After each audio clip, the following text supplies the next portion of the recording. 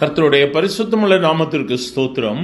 இன்றைய நாளின் கர்த்தருடைய வார்த்தையாக லேவியராகமம் 19ஆம் அதிகாரம் 2வது வசனம்.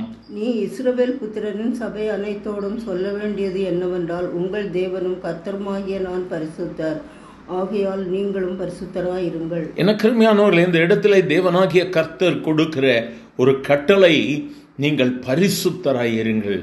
நாம் ஏன் பரிசுத்தராய் இருக்க வேண்டும்?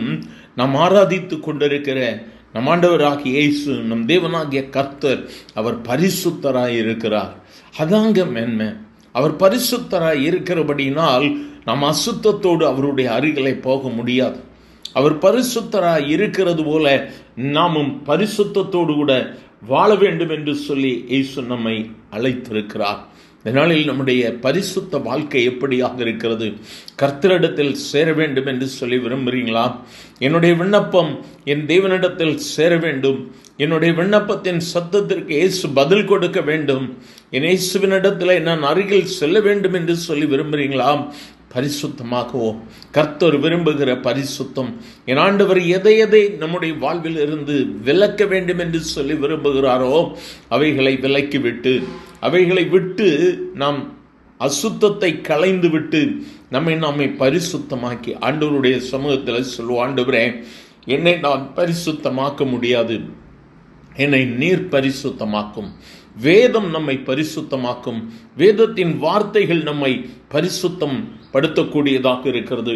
ஆகவே இந்த நாளிலும் நம் கர்த்தருடைய சமூகத்தில் செல்லுவதற்கு பரிசுத்தம் மிகவும் அவசியம். வேதம் சொல்லுகிற வண்ணமாய், கர்த்தராகிய நான் பரிசுத்தர், ஆகையால் நீங்களும் பரிசுத்தராயிருங்கள்.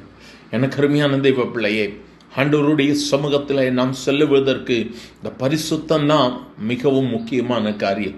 இந்த பரிசுத்தம் என்கிற என்ட்ரி பாஸ் இல்லாதபடிக்கு நம்ம ஆண்டவர்கிட்ட போகவே முடியாது. இந்த உலகத்திலேயும் சரி, இந்த உலகத்தின் ஓட்டம் முடிந்தாலும் பரிசுத்தம் இல்லாதபடிக்கு நாம் அவரை தரிசிக்க முடியாது. உலகத்தின் பாடுகள், உலகத்தின் போராட்டங்கள், கஷ்டங்கள், துன்பங்கள் எல்லாம் ஒருபுறம் இருக்கும். ஆனால் இவைகள் எல்லாவற்றையும் உதறி தள்ளிவிட்டு, ஆண்டவரே, என்னை பரிசுத்தப்படுத்தும் ஆண்டவரே, என்னுடைய வாழ்வு பரிசுத்தமுள்ள ஒரு வாழ்வாக இருக்க வேண்டும், அசுத்தத்தை விட்டு என்னை வேறு பிரியும் ஆண்டவரே, ஒப்பு கொடுப்பீங்களா? என்ன நாளில் நம்மை அர்ப்பணிப்போமானால், தேவ பிள்ளையே, என்ற ஒரு மகிமையான காரியத்தை நீ காண்பாய். உன் வாழ்வில், உன் எதிர்காலத்தில், உன் குடும்பத்தில் ஒரு பெரிய அற்புதம் நடக்கும்.